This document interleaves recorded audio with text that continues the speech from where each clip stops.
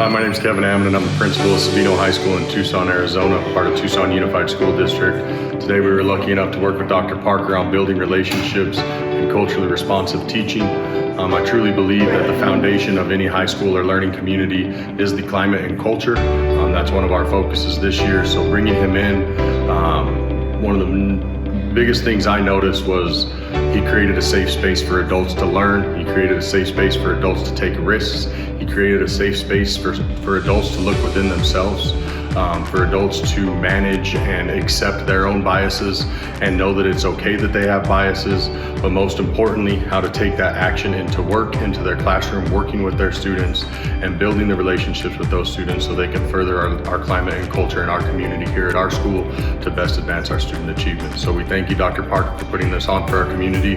We look forward to our continued work with Dr. Parker, and I highly recommend that you hire him to support your learning community as well.